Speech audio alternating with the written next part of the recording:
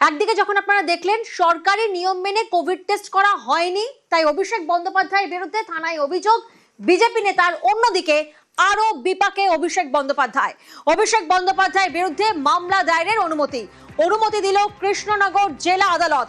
আরো একবার আপনাদেরকে জানাবো, আরো বিপাকে অভিষেক বন্দ্যোপাধ্যায়ের বিরুদ্ধে মামলা দায়েরের অনুমতি দিল কৃষ্ণনগর জেলা আদালত।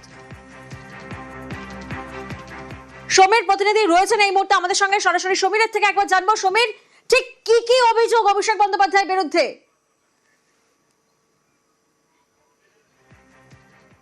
দেখো, অভিষেক বন্দ্যোপাধ্যায়ের যেটা অভিযোগ যে সরকারি জমি অবৈধভাবে সেই জমির মাটি কেটে বিক্রি এবং মূল্যবান গাছ কেটে পাচার এবং এই কাজে মদত দেওয়ার অভিযোগ। এবং এই যে ঘটনার সূত্রপাত, নাকাশিপাড়া ব্লকের প্রায় 1100 বিঘা জমি যেটা খৈতান কোম্পানির লিজ নেওয়া ছিল 2020 সাল পর্যন্ত, এবং সেখানে সুগার মিল ছিল এবং সেই মিলের আখের চাষ করার জন্য কিন্তু এই জমি লিজ নেওয়া হয়েছিল।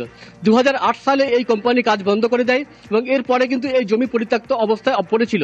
2011 সালে তৃণমূল ক্ষমতায় আসার পর তৃণমূল আশ্রিত জমি মাফিয়ারা নাকাশিপাড়া এলাকার শেখ শাহজাহান শেখ এবং তার অনুগামীরা ওই খাস জমি থেকে বিঘার পর বিঘা জমির মাটি চুরি করে বিক্রি করে এবং এছাড়াও এই জমির যে মূল্যবান গাছ ছিল সেগুলোও কিন্তু কেটে পাচার করে। এবং এখানে সম্পূর্ণভাবে অভিষেক বন্দ্যোপাধ্যায়ের মদতে হয়েছে বলেই স্থানীয়দের অভিযোগ। এবং এই পরিপ্রেক্ষিতে গত 26শে জুন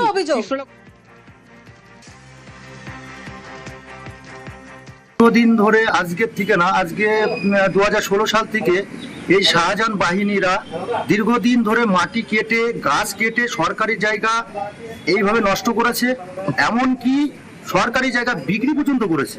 আদালত কি অর্ডার দিল? আদালত আজকে এফআইআর করার জন্য অনুমতি দিয়েছে। এটা নিয়ে তদন্ত হবে। এবং কতটা খুশি এই অর্ডারটা পেয়ে আছি? আমরা সবাই প্রচন্ড পরিমাণে খুশি আছি।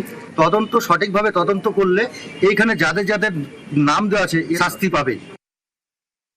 1100 বিঘে সরকারি খাস জমি মাটি কেটে গাছপালা কেটে মানুষদের উপর অত্যাচার করে দীর্ঘদিন ধরে সেই প্রক্রিয়া চলে আসছিল। এই সমস্ত মানুষজন তার বিরুদ্ধে সরব হয়েছিলেন। 25/6/26 তারিখে মামলা দায়ের করা হয় শাহজাহান শেখ, অভিষেক ব্যানার্জি সহ আরো 9 জনের বিরুদ্ধে। পুলিশ নিরপেক্ষ তদন্ত করে তার রিপোর্ট দেন।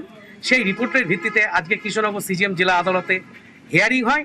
আদালত তরুণ কুমার মণ্ডল সেই এফআইআর অ্যালাউ করেন এবং নাকাশিপাড়া থানাকে নির্দেশ দেন কেস স্টার্ট করে এর বিরুদ্ধে বিচার বিভাগীয় ব্যবস্থা নিতে।